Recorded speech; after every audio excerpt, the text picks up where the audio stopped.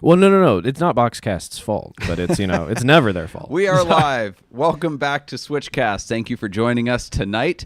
We are back in studio. I guess we were in studio last week. No, we weren't. So we are back in studio, and we're glad to be back. Thank you for joining us tonight. Switchcast is the podcast where we seek to educate, edify, and entertain you on the drive of your life. And I am your host, Doug Tabbitt, owner of Switch Cars. This season, we've been focusing primarily on topics with guests that help our listeners be smarter buyers and sellers, avoid scams, and make informed decisions from their initial purchase through all aspects of ownership. My guest tonight is Katie, the car lady. I don't know her actual last name, but that might be it. Kind of like people think I'm Doug Switch Cars. It's true. But yeah. It's true. So, Katie, what is your last name? My last name is O'Toole Smith. Katie O'Toole Smith. All right. So she is an expert in new cars and a consumer advocate. She helps people with new car leasing and purchasing primarily. It's been over a decade, I think, since I bought a new car, and I primarily deal in the used car industry. So in order to help our listeners with that aspect of their journey, I've asked her to come on so we can grill her together. So Katie, welcome. Can you give us some background on your business journey, what you do, and kind of what got you here? Thanks, Doug. Yeah, Katie O'Toole Smith, Katie the car lady. I've been in the auto industry 28 plus years, and my journey started mostly because advocating for consumers. Basically, I saw at that time they didn't have the transparency laws and all that stuff, and I saw that so many people did not have this ability to navigate what's an invoice, or how do I know what things cost, or what's this stuff they're trying to add to my loan, or whatever it is. How do I understand how the lease works? What's a residual? And so I found there was a lack of transparency. And so I kind of got, I was young, I was in my 20s, and I kind of got taken under my wing, or some people took me under their wing, and they just taught me. And I learned by a lot of mistakes, I will say. But I realized that really, truly, consumers just want to be understood and heard and tell me what's going on. They're not looking for a ton, Yeah. So I love helping people find their aha moment of like, oh, I can do that. Yes, you can. It's your money. You have a choice.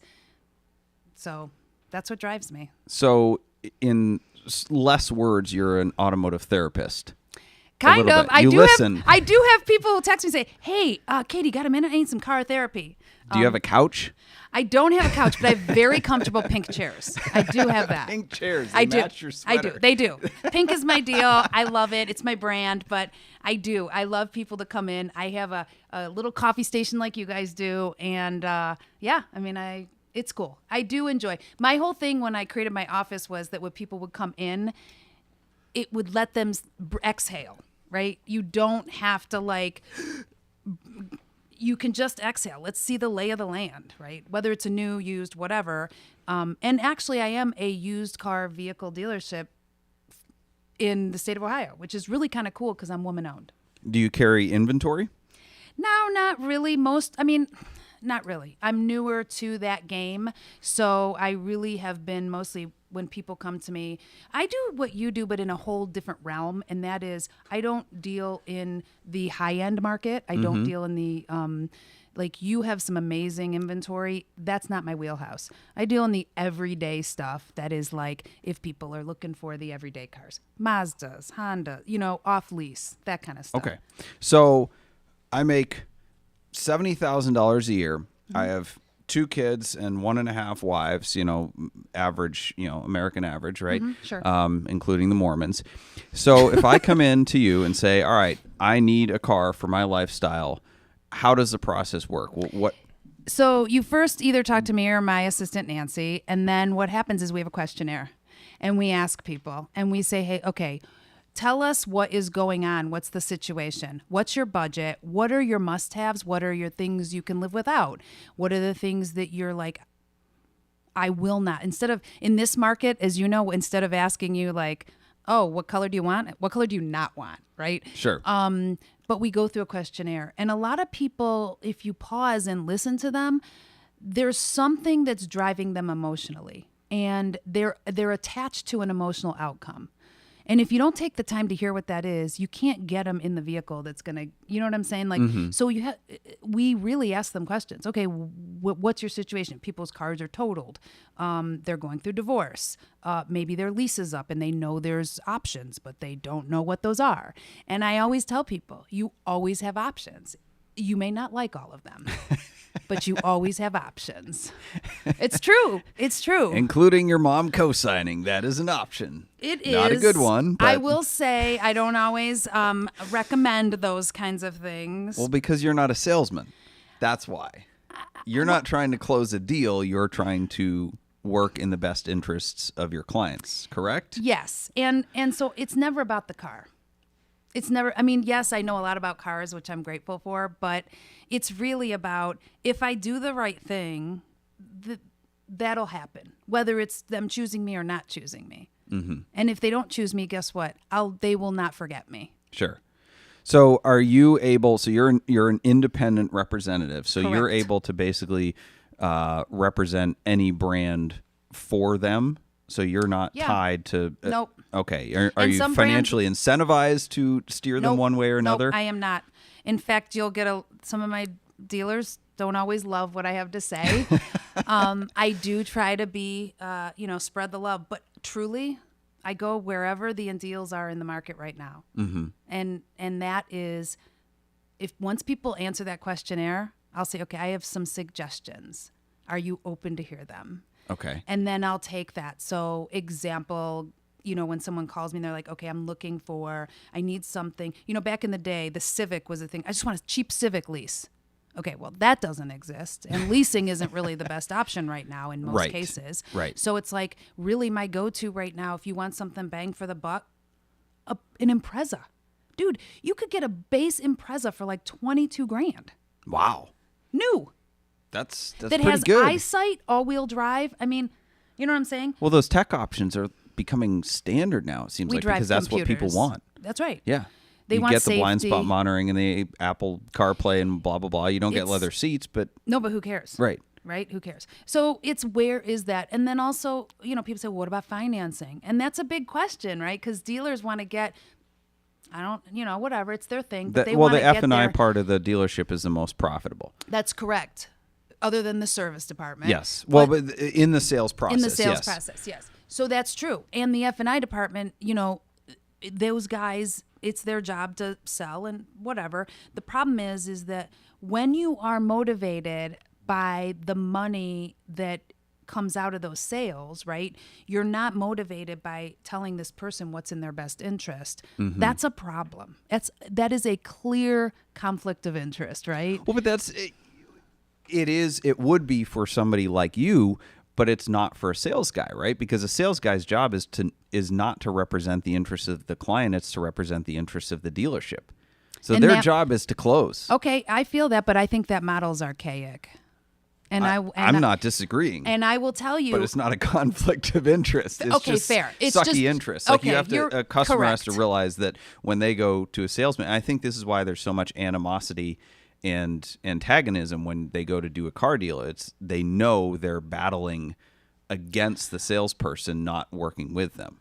Exactly. And so one of the things that I was talking to somebody about the disruption in our industry is that if they don't change, there is the way that everything is being disrupted, if they don't change, I don't think that model's going to continue. Okay. So in what way That's is it just an being opinion. disrupted, right? So we've had the internet for quite a while, which has brought some transparency, but it hasn't fundamentally changed how dealers do business. They've worked around it. The internet consumer advocacy sites have essentially become third-party advertising sites, lead generation for dealers, right? Because That's they have to exactly make right. money. What disruption, right?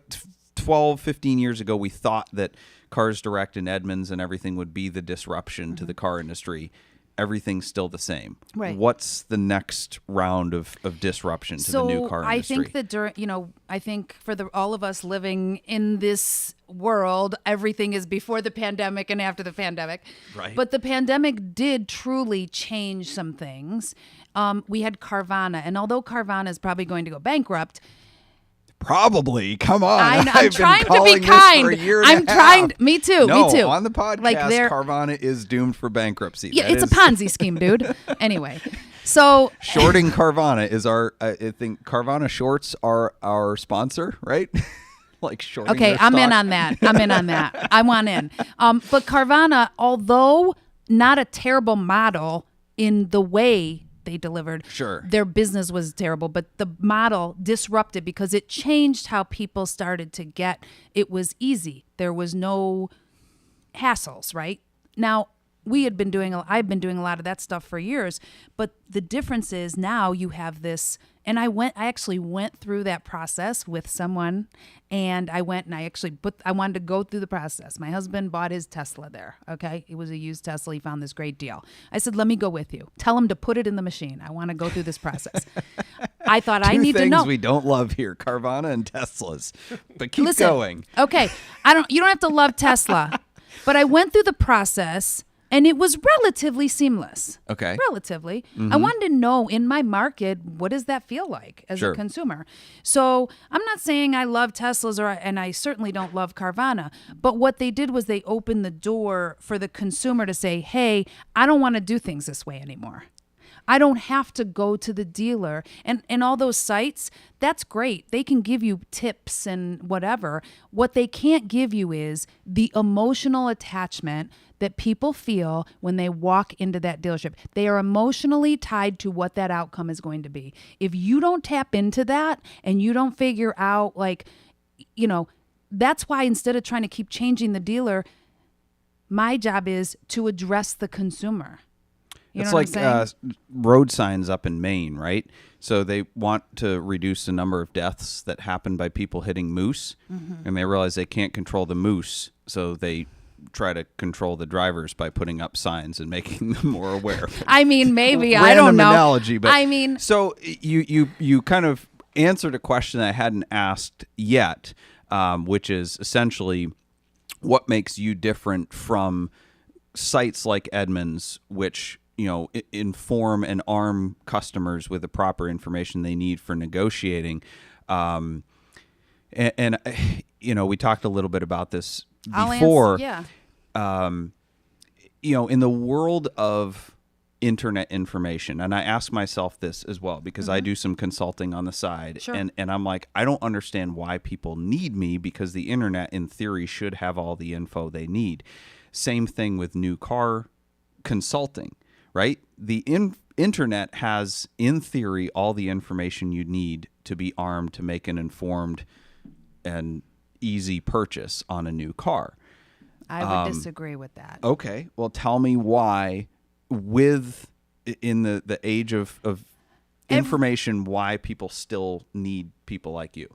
Well, because the fact of the matter is that you can't say, and there's a guy on TikTok and he says, I don't care what you do, you should lease every car. Well, that's the craziest thing I've ever heard because every deal stands alone. Every person is different. If you don't figure out what that person is going through, when people come to me, they end up in my office because in some way, shape, or form, they felt marginalized out there at a dealer. That's normally how they end up in my office. And then so they're like, I just want to understand.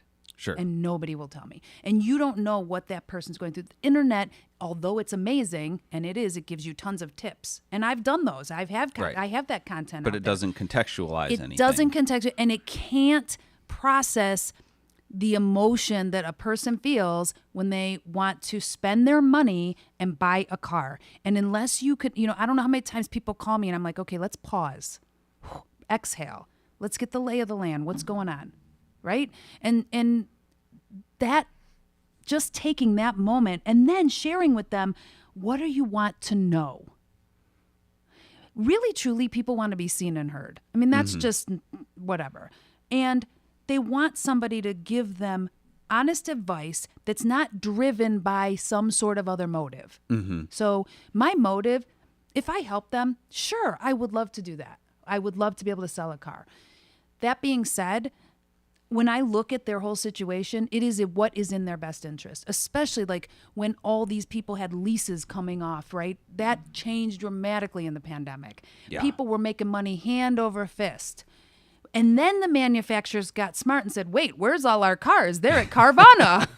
They're at CarMax, right? One of the most brilliant things that manufacturers, I don't think, did this, the dealers and the banks conspired, is to do that market value lease payoff thing. So if you took your car to any other place That's other right. than the dealer you bought it That's from, 100% right. they would just pick an arbitrary market value for your payoff That's as exactly opposed right. to your fixed or residual. you bought it out and paid taxes. Right. So I don't know how many times. Brilliant. It was. And Sucky it's- for the consumers, but brilliant. Right. And so I was able to help them vent through that.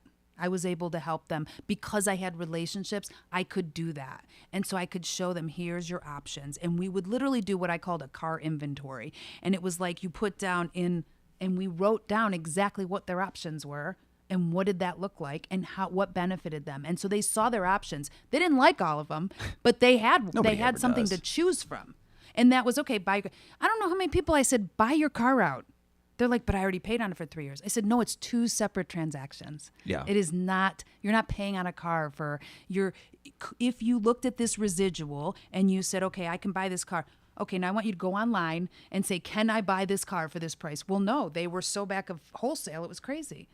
And so buy it and keep it for 2 years or 3 years. And then let's the market normalize. But no one wanted to tell them that. Right. You know, and then the manufacturers realized that the dealers were, not only were we, you know, everybody was like, okay, how do we navigate this? Like, you're buying them, they have to pay tax on it. It became a used car sale. Like, so all of that stuff, and all people want to do was understand, because everything that they had ever known about the auto industry had turned upside down, and it wasn't the same. Mm-hmm. Your old schoolers, your curmudgeons who would say, never buy a new car, ever, ever, ever. Well, never pay over MSRP. Yeah. Well, and that's a question. You know, a lot of people, it was like, okay, this is your choice. Do you want it or not? No one's going to budge. Okay, well, I think I'm going to buy my car out and wait a few years or whatever that Right. was. But it's not, buying a used car is not what's in the best interest anymore. Yeah. It's coming back around. It but is, yes. it is. And yeah. I'm not talking about in your world. I'm talking about in the average, everyday. Right. Yeah, for a number of cars. years it was not. Yeah. It's Great. crazy. Well, let's didn't with mean that to go said, on that no, crazy. it's fine. We're going to take a commercial break, and if you have any questions for Katie or myself tonight, just post them in the comment flow wherever you are watching live. We've got TikTok now. We are checking that out, trying that for our first time. So thank you for joining us. TikTok, as Dave Ramsey says. Yeah, my producer forced me to get on TikTok about a year or so ago, and it's been a lot of fun. Yeah, you kind of have some cool stuff going on there. Yeah, that is all Ethan. You do have a great crew here, I just want to say. Yes, well, surround yourself with people who are smarter than you are. That's what Andrew Carnegie said. 100%. Yep, so I'm the dumbest guy in the room and proud of it. But I have Producer the Ethan loudest is voice. he's the glue that holds us all together. I over always there. say Oh, I'm this- only oh. as good as the people around me who support me. Ethan is the rubber band that holds the TikTok phone off on He's the jerry-rigged mount. It's kind of brilliant, actually. I mean, come on. It's holding for now. So, yeah, thank It you for is. joining us on TikTok. Thank you to our regular people on YouTube. And for the people on listening to us later on Spotify or Apple Podcasts or wherever you listen to our audio podcasts, you are missing out on a really special thing, which is my lack of hairdo, right? So my wife has been gone for a week or so. She didn't leave me. She's on vacation. That's a good thing. And my hair is more crazy than usual. And she always says that I need to like look in a mirror before I go on the podcast because my hair is usually pretty crappy, but now it's crappy and long and wild. So yeah, if you're not watching us live, you're missing out. I think. You just need to get a sponsor that has some kind of cool hair stuff that you.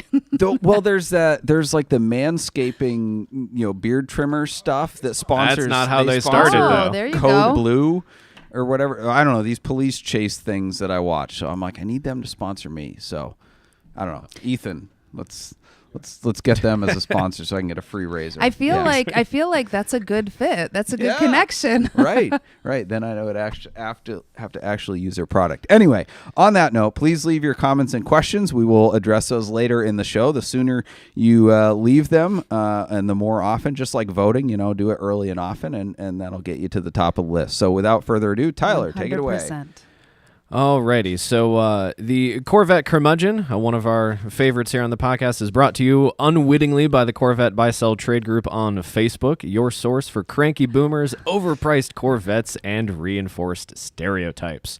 The other thing you're missing, if you are listening to the audio version of this, is Doug's get up for the Corvette Curmudgeon, and he changes his face too. It's very uncomfortable. But for the Corvette Curmudgeon tonight, I wanted to ask you, have you ever been challenged to a race at a stoplight?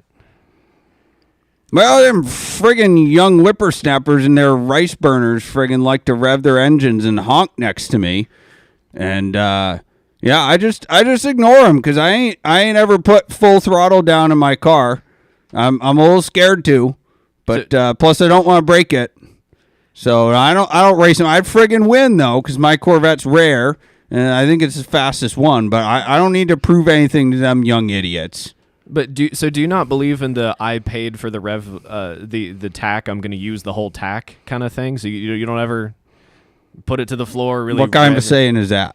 Well, that's like what's the tachometer? It's the thing that shows the RPMs for your engine. I don't need that. I got an automatic. It shifts itself. Would you? So you mentioned a bunch of kids. They're rice burners, your term, not mine, for the types of cars. But what if somebody in a Mustang pulled? I fought against those kids in Vietnam. So, but I mean, not the kids. What if like a Mustang or a Camaro pulls up next to you? Would you race them, or how would that make you feel? No, I've somebody forwarded me one of them emails that the Mustang lost control and hit some people in the crowd. So I'd stay as far away from those things as I can. Alrighty. Well, honestly, I can't argue with that. I think this is the first time I've ever agreed with you. So props to that. All right. Well, thank you very much, Corvette Curmudgeon, for hanging out with us again tonight on Switchcast, which is brought to you by Boxcast. Boxcast is a live streaming company based in Cleveland, Ohio, and they serve broadcasters and viewers around the world. Their founders launched Boxcast back in 2013 with one purpose, and that is to make people a part of the experience. If you're looking to live stream your podcast, church service, car show, sporting event, wedding, or even a cannonball attempt, Boxcast is an easy and flexible live streaming platform for organizations. And Boxcast is so easy that we're broadcasting this show with a phone. So head on over to switchcars.com/Boxcast for your free trial. So Tyler was doing some research. I just need to say you totally look like Adam Sandler when you were doing that. Tyler was doing some research on ChatGPT prior to this show. Tyler, what did you find? I found some good stuff. This was great. What is it? Take a drink. Goodness. So I decided to ask ChatGPT. This is my first time. I'm a little nervous. I don't know what I'm doing, but I'm trying to figure it out. So I asked, do you know what a Corvette Curmudgeon is? What the hell is ChatGPT? It's it's this thing that is online. It's like a computer you can talk to, and it's got all these stuff, language models and things that can give you answers for stuff. I'm a software developer. I don't understand how this works. But so I asked it what a Corvette Curmudgeon is. And it said, I'm not familiar with that specific term, but based on the individual meanings, it could possibly refer to someone who is grumpy or cantankerous and the owner of a Chevrolet Corvette. He did sound a little bit like that. I think cantankerous is probably the best word I've heard for that whole vibe. So I told ChatGPT that they're correct, and they're also correct? that they're usually pretty cheap. So they say I'm not didn't fully understand that, so I clarified by saying something that the curmudgeon himself says, that they usually live on a fixed income and don't like to spend money. So based on my explanation, it sounds like a Corvette curmudgeon might be an older person who is living on a fixed income and owns a Chevrolet Corvette, but is reluctant to spend money on the car beyond what is necessary. This type of person can be seen as grumpy or cantankerous by others, perhaps due to their frugal nature or desire to maintain their car in a particular way. So then for tonight, instead of asking my question, I decided to ask it, what would a funny question be to ask somebody who is like this? And ChatGPT did not like that. It told me that we shouldn't be mocking anybody or making fun of others for their interests. People. Then also, I think this is very important. If I'm looking for a way to engage with a Corvette enthusiast, it might be better to ask questions that show genuine interest. I mean, that is true. That Even if it's fake interest, they'll tell you all about how people rare their car is. I was just going to say, people love to talk about how special their car is. And it's okay to mock Corvette curmudgeons because they're old and white and probably voted for Trump, so they're not a protected class. That's true. I did ask it They one don't more deserve question. to be. I'm sorry. I shouldn't have said that. I'm sorry. Getting spicy. So I did Not ask, a big one. Well, whatever. to kind of wrap it up, what is the best generation of Corvette for a Corvette curmudgeon? You asked to own? ChatGPT? I did. So when you're doing this I'm sure everybody knows, but you're kind of like building up a thread of knowledge and context for it to work with. So after all of this, it said that it obviously depends on personal preferences, yada, yada. I feel like ChatGPT is not one of those to make definitive statements. It isn't. Kind of like Siri used to be. But it says, however, considering their frugal nature and fixed income, an older, Corvette well-maintained C4. Corvette model from the 1980s or 1990s Yes, Corvette C4, would be I a good called it. fit. These Mark models are Spence, future Corvette curmudgeon of the world. Yes. And they say these models are generally less expensive and still offer solid performance and styling. Oh, solid performance on a Corvette C4 is debatable, but anyway. I would agree with that. All right. I would agree with that. We are back here with Katie, the car lady, our guest tonight. She is primarily a new car consumer advocate, and she helps people buy cars and offers consulting in that regard. So if you have any questions for her, throw those into the comment flow, and we will address them later on in the show. So, Katie, we were talking right at the end of the last segment there about new versus used cars and kind of navigating the nutty market that we've been in the last few years. So how did your advice to people change during that time? How has it changed now? Because, I mean, even now we're in a crazy market, but it's totally different. In the last 2 years has been a feeding frenzy for dealers where consumers were on their heels. They had no negotiating power. Nothing.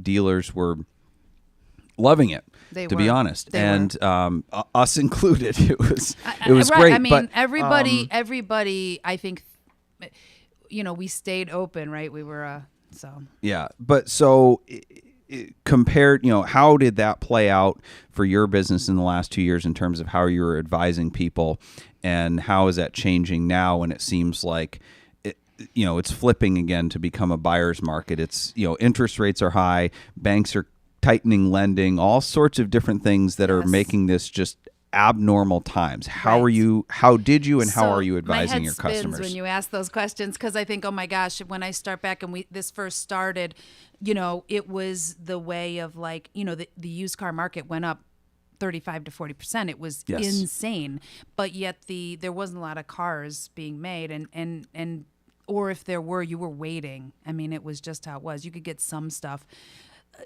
and yes, everybody was paying sticker plus. There wasn't much below that. Where, what has happened for the consumer to negotiate is the way that we used to negotiate, which was where's invoice, right? That has changed, and our negotiating now has to come in different places. And so their negotiating is with their trade. Like that's the negotiating that offsets some of that. Where did they get their financing? So going to credit unions. I know these dealers hate the credit unions right now because they're losing tons of money in reserve. But the dilemma is they put themselves there. The manufacturers put them, where they didn't have those options. And so the consumer now is going to credit unions where the credit unions can offer, So what I try to help them do is find where they can negotiate, right? If it's not on the price of the car, this is it. This is what you're going to pay. And listen, some Kias, believe it or not, they're still over sticker. Like that's just how it is. Hybrids, they're still, waiting for electric cars, right? The RAV4 Prime, get in line, But so how do you do that? The negotiation is not just in okay, the used car, my financing, talking to my accountant. Also, again, I go back to, I know that emotional part of it, but it's like, do I have to do this right now? What are my options? Sure. And so and that's where you're unbiased, because you can tell the consumer, wait. And I don't care You've what got to they find choose. car. You don't need to buy a new car just because everybody else is freaking Right. out. And just so all of you know out there they're going to build more cars. Okay. We don't know when they might come, but they're going to build more cars. It's Well, not and like, here's a dirty little secret too. A lot of manufacturers sold more cars in 21 and 2022 than they did pre-COVID. I believe they're manipulating the market right now. Right. So if you look at some of the numbers, you go, wait a minute. There wasn't actually a supply shortage. They managed to pump out And more made cars than ever. more money than ever, right? So now you have this manipulation happening where we talked about this, they're either only building the totally loaded cars, right? Yep. So that you have to choose those because that's where their bigger margin is, or they're holding off on production so that not as many get to the dealer, and the dealer's raising their cost again, right? Because they're not getting as many as they were. And so one other thing that's very interesting is that they'll take stuff off of cars. So they might say, okay, you can get this Mazda, but we're going to delete this power lift gate. I'm just making that up, but it happens. And we'll charge you less, but you're going to take it this way, even though it's supposed to have a power lift gate. We're going to do that because Like we don't the put the chips in. $100,000 Escalades that were delivered without heated seats. This guy waited 9 months for an Escalade, and there were he couldn't get it built unless he put non-power running boards on it. That was I had to get that. He's like, I want this. It's $100,000. I'm like, you got to not put those on because they're not going to build it that way. I mean, they're basically they are. And the sad part is that they say, oh, we're by the people for the people. I'm not buying it. You're manipulating the market. What manufacturer ever said they were by the people for the people? Oh, American cars, we're, all that. They're always for the say, unions. Come on. Well, that's what I'm saying. Like, they're not for the consumer. And they want you to buy their cars, but I really do believe right now that they are manipulating the market so here's what I say. We're powerless over that. We can't change that. Sure. So how do we teach the consumer to say, okay, I see that happening. What can I do in my situation? And people whose cars are getting totaled, and I'm sure Rob might have talked about this, they're really in a mess because they're getting, they might get more than they ever would because we've had a spike again. We dropped about 14% where we had a plummet in December, and now we've spiked again in the used cars. But these people get these money, but they can't go buy anything. Right. So, but we only want to give you a rent. I mean, it's just. Do you advocate for people? Do you help them negotiate with their insurance companies as well? Are you I do. full service? I do. Well, I give them tips. I need to say I'm not an insurance agent. I'm not an accountant. I'm not a lawyer. I don't play one on TV. You're an expert at your own opinion. I do give them, I'll say, this is my opinion from what I have seen. And I have been able to help them navigate a couple extra days on the rental, how to get more. And I had 2 daughters' total cars during the pandemic, and it was, oh gosh, I know. But what I found was that they gave me these comps that were out in other places that I didn't live. And I said, wait a minute, you're giving me these comps. And so I was like, let's look in my area. And then I was able to get another $2,000 because they were looking wherever it was cheapest, right? So I think it's just giving them tips. Like, some people don't know if they total their car and you put tires on a month ago, you can submit that. Sure. But some people don't know that. Well, but some people don't know that you don't have to take the first offer. They really don't. Yeah. And I think that's the same thing with dealers. They think that they're powerless, I guess. So do you basically give people advice and then set them free to go to the dealers armed with your information, or do you handle everything? Deal stands alone. Okay. And so here's what I'll tell you. If they end up using me, they will take delivery out of my space if they choose to do that. I get paid a flat fee from the dealer. They don't pay me, and I'm very transparent about what the cost is. I show them everything. I'll show them a worksheet, everything. I'm very transparent. But when they come to my office, the papers are done, everything's done, and they're in and out of my office within 45 minutes to an hour. That's amazing. Because if you go to a new car dealer, I literally know people that were there all friggin' day. Right. All But day. it doesn't have to be that way. And I discuss everything with them ahead of time. So all I'm saying is I'm not saying people have to use me, but at least you can cut your hours down at the dealer by saying, Sure. I want to review everything ahead of time. I'd like you to have the car ready for me when I get there, and I don't want to go into the F&I office. You can demand that.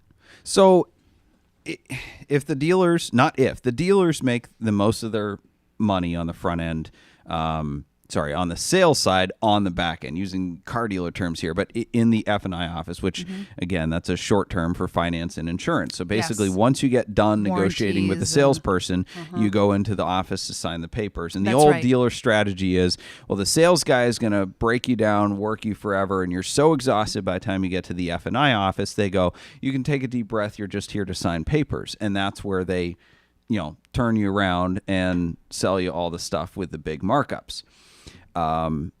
So the dealers want to make money there, and dealers by all means are entitled to make that's money.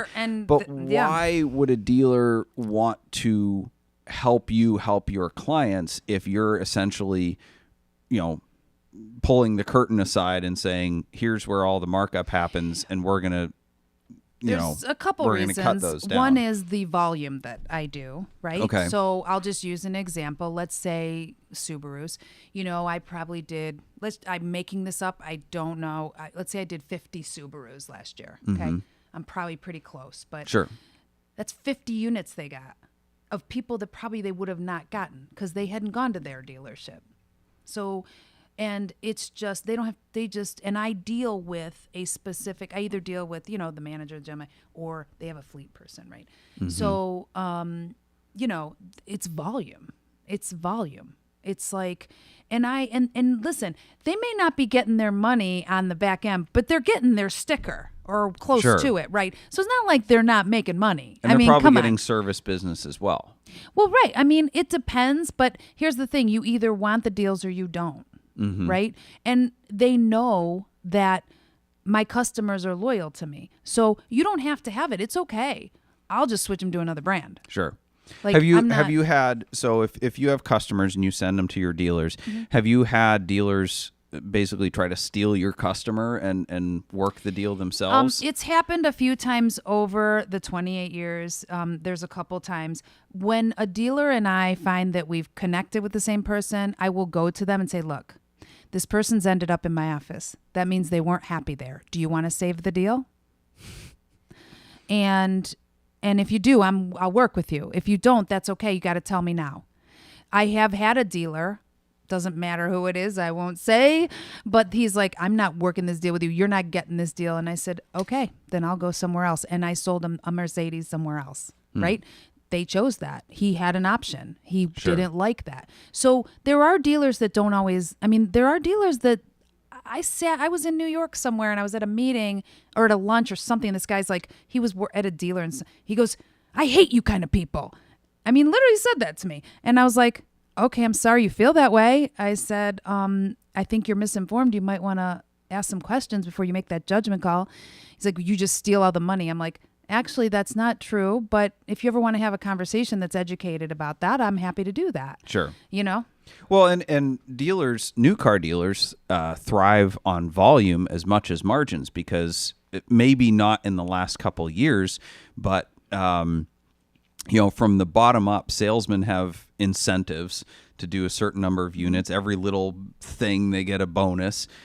Sales managers have incentives, and that goes all the way back to the manufacturers, where the manufacturers will make up monthly incentives for dealers, which I think is kind of silly, right? It's like, well, if you do, 30 of this model this month, we're going to give you an extra 20 grand in holdback to the dealer. But those dealerships probably rely on fleet and people like you to say, okay, we need to sell 5 extra units this month. And you don't have to do any work. Right. And it makes us, it's the difference between us hitting a mark that gets us 40 grand from the manufacturer or 0. And so I want to tell you, the dealers I work with, they really have we really do have a partnership. They'll tell me, look, you got to help me here. And I'll be like, okay, well, how does that work? So we really do a partnership, but they know that regardless of anything, my customer is always the person that, you know what I mean? But if they want something to happen, they're not allowed to contact my customer. Sure. You know what I'm saying? That doesn't happen. So speaking of the end of month bonuses, right? So Yes. The old kind of Which is trick full to negotiating. malarkey, I think. Yeah. But go ahead. Yeah. No, it exists, but whatever. So the old kind of negotiation strategy, right? If you want the best deal, because everybody wants to get the best deal, and whether or not they do, they brag to their friends that they pulled It's one all over on their relative. salesperson, It's all right? relative. So, but the house always wins. So, the old adage was, okay, you go on the last day of the month or the last day of the year because they need to move units and you'll get the best deal. So how do you, a lot of people like that kind of negotiation. They think it's like a battle. They think they can win against the salespeople. What's your advice to people along those lines? I am not for everybody, right? What I do isn't for everybody. There's people that want to go duke it out over $5 to 10 dealerships, right? Mm-hmm. And to me, that's participating in this model that we've had going for 100 years. That doesn't mean there aren't some special deals at the end of the month. I've seen it happen, and I've had customers come to me and say, listen, Katie, I just got offered this deal. And I'm like, send it to me. You know what? That's a great deal. Take it. And here's what I'm going to tell you to do to not buy one more thing and keep that deal as it sits, right? So a good deal is relative to the person, but here's the deal. All I think is important is that if you do the right thing, and I know that not everybody believes this, if you do the right thing and you help somebody and in your world, whatever your special zone of genius is, it'll come back to you. Like, I believe that. I've made a living for 28 plus years, a decent living. And the thing about it is that when you go into I went in and I asked one of the managers at a dealership, I said, hey, have you ever thought about maybe teaching your people to educate the consumer? My guys aren't here to teach people. They're here to sell cars. You know what I'm saying? Which is funny because when I worked at the Land Rover dealership, they wouldn't let me sell cars for a week because they wanted me to just take every car home, drive it, study the owner's manuals, basically learn it. But that was straight from the manufacturer because Land Rover wanted product representatives. They wanted their salespeople to be incredibly knowledgeable about it, partly because of the clientele. But like selling comes out of product knowledge, right? If you have good product knowledge, that will arm your selling. I would think 100%. And I think then you make the customer feel more confident. I don't know if you agree with this or your guys agree with, but this is, I'll tell you, future. All our dealerships that are standing, eventually, they'll be service stations. They're going to be where people service. You're going to go there and you're going to order a car and it's going to come in. Right. You're going to have a kiosk.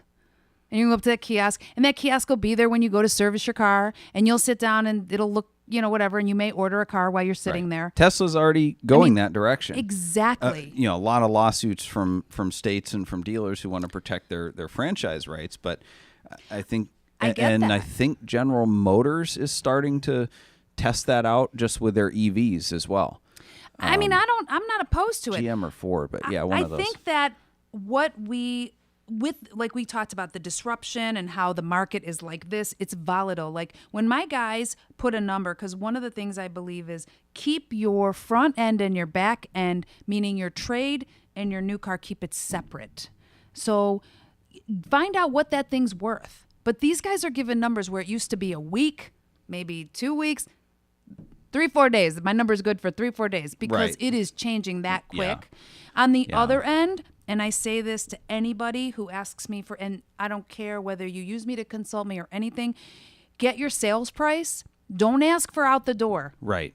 Get your sale price because that out the door, like in Ohio, we have 3 things, right, that won't ever change. Doc fee, license and registration, which is usually, $35 to $50, and your tax in the county you live in. If you know what that price is, at least you know Where am I at? Right? And don't negotiate payment too, right? Along those, keep Never everything negotiate separate. payment. Numbers don't lie. Yeah, you look you at your back it interest out, rate. They will be what they will Look be. at your price. Look at your trade-in price. Look at every single Yes. thing separately, because a dealer, in order to take advantage, they want to skew the numbers as much as possible. Yes. They want to negotiate on payment. Yes. And something I wanted to touch on, which I didn't tell you about this, so I'm going to touch on it right now as it comes to my brain, is everybody, you'll see all these people say, oh, lease. Don't buy unless you keep a car 8 years. I do not agree with that in this market. I think if you are leasing right now, the interest rates are at 7%. And if you want to know how to do that, ask for the money factor, multiply it by 2,400, and you will know what your interest rate is for that lease. It is absolutely imperative to know that. And then what is your residual? And look at that residual and say, okay, what are cars 3-year-old right now going? Is this car going to be worth it? And there's certain banks, like if you go through Ally, US Bank, any of those, you cannot buy them out at the end. You have to buy them out and pay tax. And then, so you got to find someone who's willing to get creative. But I'm saying that because really look at that. If you can get to a credit union and pay 3.9 to 4.9% right now, or even some of the manufacturers, like Genesis has 3.49 for 60 months, right? If you can get that versus paying 7 to 8% on a lease, where they can hide money in the money factor, Right. Because you don't even leases, know? correct me if I'm wrong, leases are not subject to Truth in Lending Act. Is that correct? So they don't have to disclose the interest rate. No, they do not. And so I tell people, ask for the worksheet. It'll tell you everything you want to know. And if there's a market adjustment, that's fine. If you know there's a market adjustment, you're like, okay, this guy's going to charge me $500 over sticker. I'm just using that as a for instance. Okay, you know that, but you don't know what that money. They're building 3% into that money factor. I know there's people that are like, ugh, but it's just the facts. Like, people at least should be able to make the decision. It's not like the dealer thinks, oh, we're going to lose this deal. No, you won't. Just show them both ways. Right. Like, just show them. That's really all they want to know is give them the facts. Like, Right. And let them make the decision. that's it. Yep. Like, Yep. there was, it's just one of those things. I mean, I think I'm one person, but I just think if we shift, like Simon Sinek says, you don't have to like totally you just have to shift the way you do it. Just Yeah. think. And if dealers did that, then maybe the writing wouldn't be on the wall for them.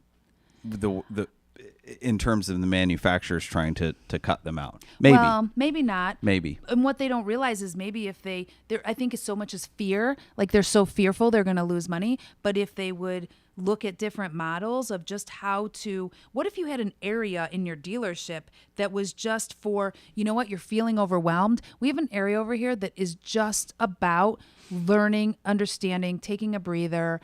Here. And it's just an area that nothing's happening, just totally cool, calm, collected. You have somebody there who maybe can explain something to you. But I feel like a dealership would if they had that, they would have to have one-way glass, and they'd have 3 sales managers spying on that room. That's just Probably. like the feeling I get. You're probably not wrong. I know we're not talking about exciting stuff here, but I'm just like, I get worked up. On that note, let's do another commercial break, and we'll go to the wall of shame. And instead of making fun of dealers, we're gonna make fun of a customer.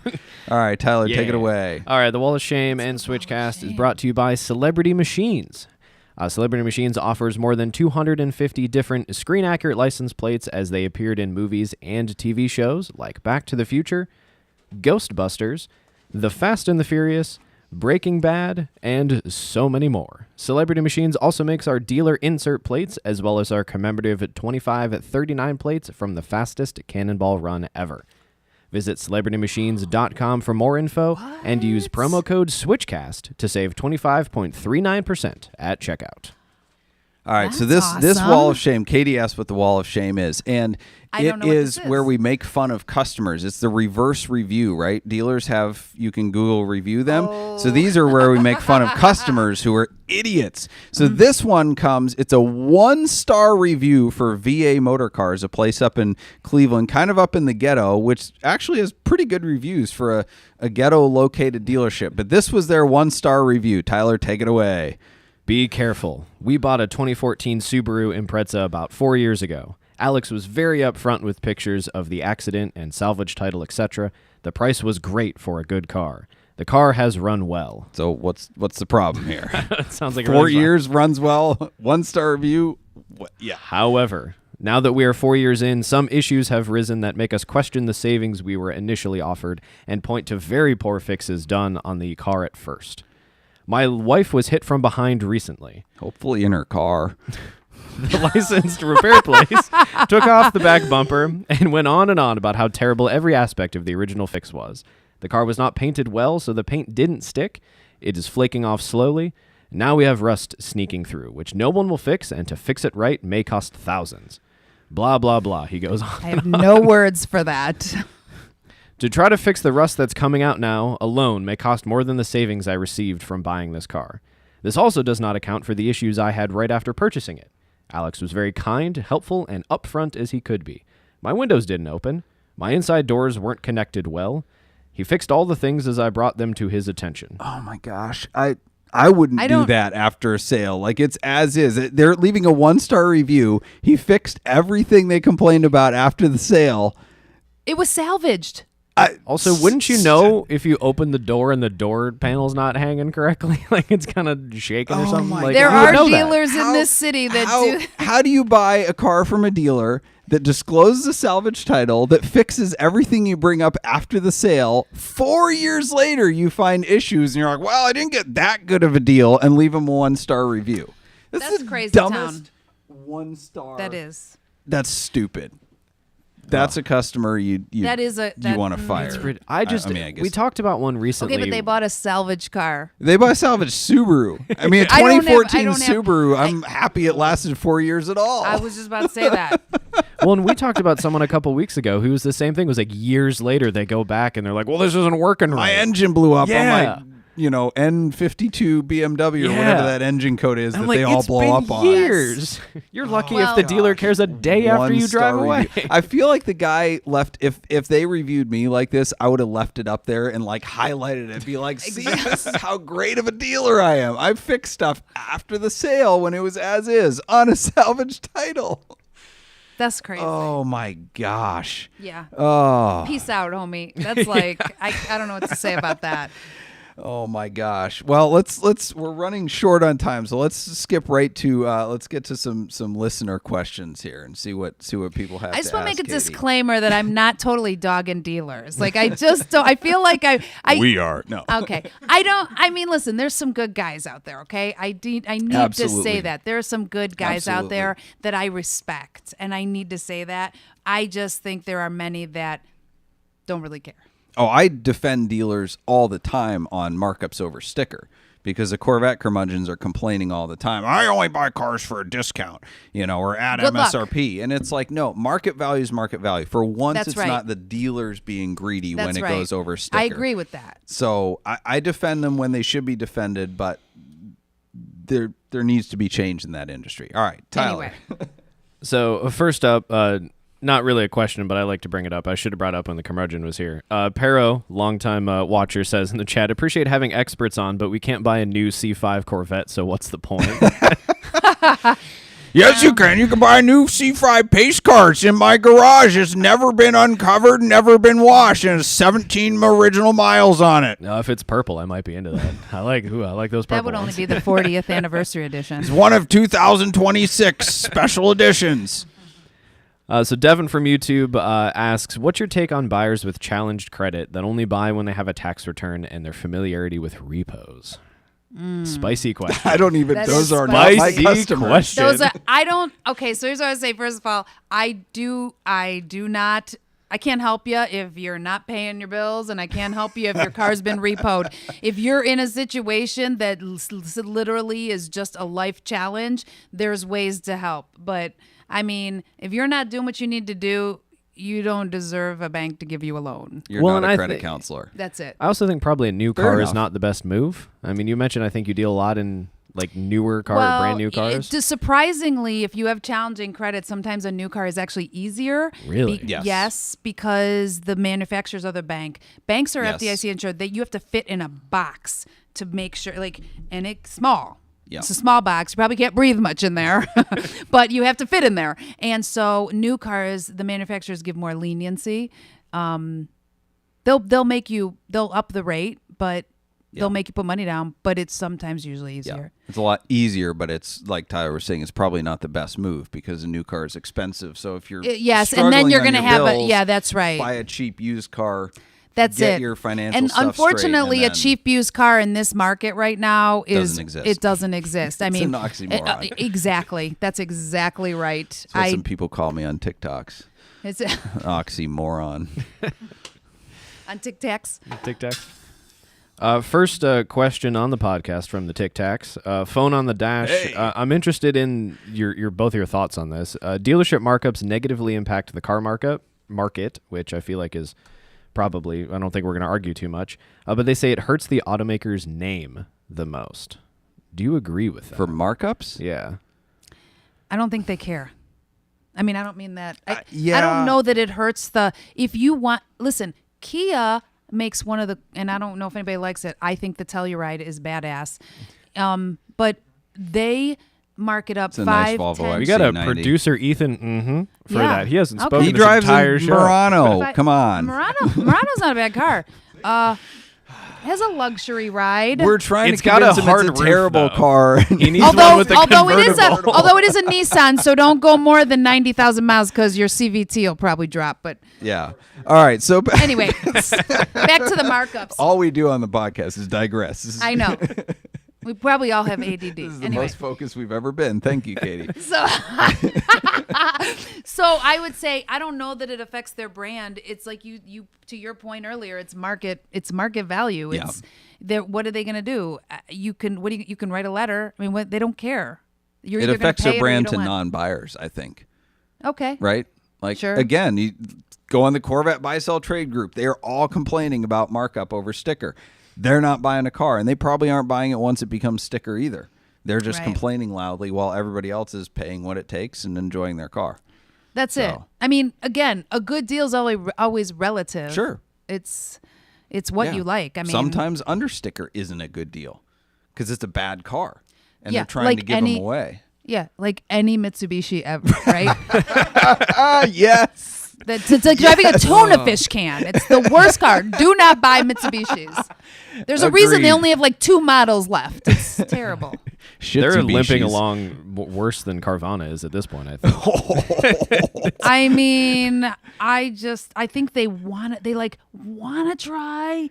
They just Dude, They just- even the Mitsubishi dealer on Bedford Auto Mile, it used to be Rick Case Mitsubishi, and now it's like around the corner on Broadway, which is like the not so great street as opposed to Rockside Road, and it's a used car dealership with a like showroom built in the 1975 and remodeled in 76 and not touched since then, but they stuck a Mitsubishi sign out. That's the Mitsubishi franchise now. because they have no money. Their cars stink, and and Yeah. they're just not good, Junk. and it's too bad because the Galant at one time was a decent ride. It could go a couple 100,000 miles, but Yeah. ain't now. Yeah. No. It might have had 1 or 2 months in its day, but that's about it. Maybe. I'll give it that it had a one third more row. It question. was Pick a good one. We were Yeah, running pick a short good on one. time, Oh, unfortunately. Yeah. goodness. I've Yeah. got a. Oh no! Now you're Two putting more, me on the two spot. more. Okay. Okay, Two so- I quick feel better. ones. All right, Brandon on the Tic Tacs wants to All know: should I keep my 2001 S2000? Yes. Yeah. That was Yeah, easy. I feel like That's a Honda. I don't even That's care your first life of all, situation. 8 kids now. It doesn't matter. Doesn't it. matter. Listen, those are great cars. And Yeah, I if it's think still so. running and it's a Honda engine and it's taken care of, Get a why trailer would you for get the rid children. Of it? You could never get ethical? for it on trade or If it has sell it seatbelts, you're fine. as much as joy. My husband was going to get rid of his 99 Boxster, and I was like, dude, you'll never get on trade or sell it for as much joy it brings you that part of the year. facts. Yeah. and that's why I want to ask this question. It's keep that is it's not going to cost you too much money. Do Keep not it. get Have a rid of good it, time. Brandon. Yeah. Keep it. Yeah. All right. Oh, sorry. Brandon. The Tic Tacs. Yes. Keep it. Okay. What do you both think about the Hummer EV? This was from Phone on the Dash. Stupid. I Can we knew go back that. to the word Two oxymoron? easy questions. Yeah, right. Let's go back. Let's go back to the word oxymoron. Anything to me, those I don't care if it's EV or not EV. What moves fast? I mean, they're not practical. No, There's a they're reason massive. they don't make all of those anymore. It's We not- we saw one of the new Hummer EVs when we were at Amelia Island a few weeks ago, and it was up on some like display that GM had, and I forget, I think it was you or maybe it was Pete, Doug, that said, well, I don't know how it's sitting up there, like how the stand can hold like that that Listen, if- shipping can like. if you want to choose an EV, there are so many other cooler EVs out there than a Hummer. It's a giant virtue signal. Yeah. I mean, Anyway. I want to know if you want one of those, you buy one, what are you compensating for? That's what I want to know. I'm just saying, Oh my not gosh. judging, just saying. We can wrap up the questions there. I think, Doug, for a future episode, we've got someone asking for an update on the mint green GT3. Oh, So okay. we can put that in notes. I can answer that. It did find a retail home. I don't know where it went, but somebody. I would assume they knew all the history at this point, but somebody bought it and it's registered privately. It's finally stopped making the round of jumping between dealer to dealer, and it was last with Jacksonville Audi, who, thanks to either this podcast or VinWiki or some combination of both, found out after they got it from the auction that it was kind of a turd because everybody was calling them being like, hey, do you know what you got? And they're like, I guess I do now. Oh, no. But anyway, so somebody got it. Hopefully they got a great deal, and hopefully they're driving the wheels off Yeah, it. So that's what that car deserves. absolutely. Yeah. My intention was not to like say it was a terrible car. It's more just like you have to know about the story. That is that cars that have a story are they're really cool. And I'm so glad I found you guys. I mean, I met you guys because I have people all the time that contact me looking for stuff like that. And I'm like, I know my zone of genius. So it's awesome to say, hey, I know some guys. They're cool. You can trust them, and then be like, psh. I don't know. And if then we're I trustworthy, become- but Tyler's. All right, beneath well- that. I don't know. Yeah. Well, so we're gonna thanks have to. This is Yes. recorded, so I'm just saying. You're not being compensated. Sorry. We will have to skip the Shrewd Negotiator this week. In the interest of time, we have a really good one too. So we will get back to that one. Keep tuning in. We love having you guys, and we're gonna go to the props and the props and frops. What Brought is to you by that? Switch Cars. Switch You're about to Cars find is out. the enthusiasts dealership where we buy, sell, consign, service, and store only cars that we like ourselves.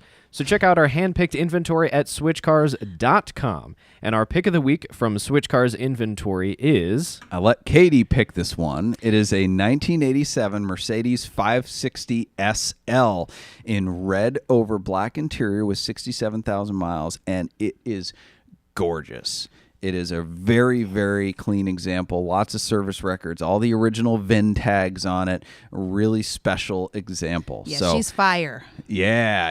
She's fire. Yeah, it's- Bright red. It's pretty She hot. is. Yeah, I drive so that one will bad be boy. available. I think that is on our website now, actually. So it's $30,000 now with the crappy pictures that we took from the guys' collection. Once we take our proper pictures, it'll be 35. So get it now while you can before the better pictures show up. So the flop of the week.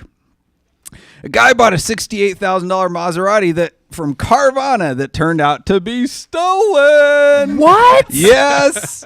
Yep. I'm sorry. I'm not laughing at the guy. It's just we've been ragging but on how? Carvana for so long. So it Ponzi had, scheme. No. It's somebody. It was.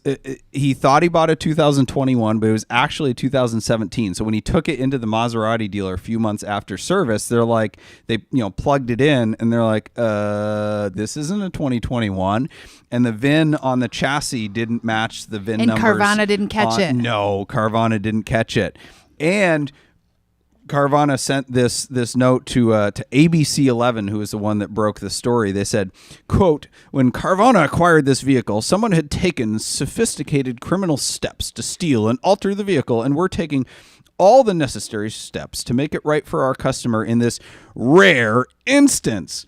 Friggin' bull crap. You search Carvana selling stolen car. There's an entire Reddit thread entitled Oh, really? My Carvana God. sold another stolen car again. Like there's a lot. Well, I mean, There's a lot. Yeah, there's people that drove around and had temp tags for 4 months. Right.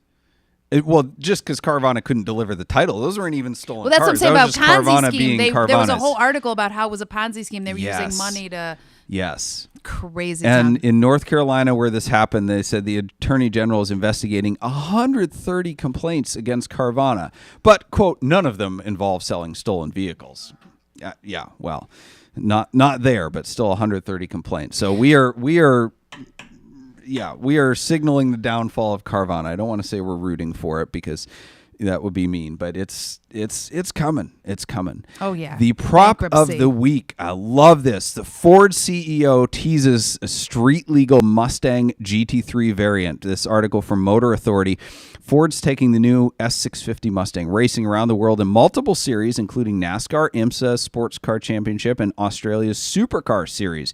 On Tuesday, Ford CEO Jim Farley tweeted a video of the race car undergoing testing at Sebring. And then he retweeted and asked if Ford should make a road version. Yes. So it's unclear how much of the That's GT3 race awesome. car could be translated over to a street legal variant. But if made, Ford could go beyond the Dark Horse R and target the likes of the 911 GT3 or RS. I Mustang love this. that That's competes with like a awesome. GT3. Love this. Oh, Say what you will about Mustangs being crowd magnets, or rather crowds being Mustang magnets, but if we look at the history of special edition Mustangs, right? The GT350 and R, the Boss 302, the Laguna Seca, the Cobra R, they've all been really incredible cars. Can't say that the Corvette Curmudgeon will never admit that, but they have. And this could be arguably one of the best driver's cars That on the sounds planet. cool. As long as they make it manual. They got to. So, but don't My don't manual tell people get so upset. They just are not it's Yeah, that'll be an incredible car if they make it. Great value for the money, but just don't tell Porsche owners that it'll be better than a GT3 probably for less money. So anyway, Katie, thank you for being on. I have Oh my two God, quick thank you so questions much to end for the show. asking me. One, we already got the answer to, is what is the worst new car brand right now, which is Mitsubishi. I gotta go Mitsubishi. What is the best new car brand to buy? What are you steering your customers towards? Chrysler? Okay, you know that's a lie. We had this conversation. I do not do that. I always say they're good cars to lease, terrible cars to buy. But I would say new car brands. I mean, I'm a big fan right now of value. It's hard. I love Hyundai and Kia. I think what you get for the money is amazing. The tech is off the chain. I think Mazda, you can get close to luxury in a middle brand, and it's That's like a sleeper brand. It is a Yeah. sleeper brand. I mean, listen, they can make a middle of the road SUV with leatherette, all this stuff, and you're paying, 29 to 31 grand. It's really, now it's not out of the gate like, you're not going to get a lot of some hamsters in there, but it is Powered a good by hopes brand. and dreams. It is, Okay. and they hold their value. All right. And then of course I love Subaru. I think Subaru has rebranded themselves as not being so organic Granola. as it used to be. They've really brought back, I think, and made something of themselves. Trying to sell more cars to Trump voters, right? Yeah, I would say that would be I think that's a misread right there, but okay. Well, they certainly weren't trying before, so. No. Anyway, But what they bring to the table is value and bang for the buck. yeah. I've always liked Subarus. They've lacked in quality, but they made up for it in passion and driving experience. So it's kind of like Ferraris, I guess. So I mean, it's the Ferraris yeah, of I mean, the Northeast. I mean, everybody has one thing they do really well. They just happen to be all symmetrical all-wheel drive is their thing. But Yes. they bring, for what you get for the money, it's pretty decent. Yeah, And they hold- absolutely. Believe it or not, they hold their value 65%. Yes. It's crazy. They So they were the only car company in 2009 when the world was falling apart from 2009 to 2010, looking at year-over-year sales numbers for new cars. Every single manufacturer was in the negative. Subaru was in the positive. They increased their sales year over year in the middle of the global meltdown. I thought that was cool. So, Katie, where can people find you? Do you have a website? Do you have social media? If they want to get in touch with you, I do. Actually, shout it out. I even have a Tic Tac. you have a Tic Tac.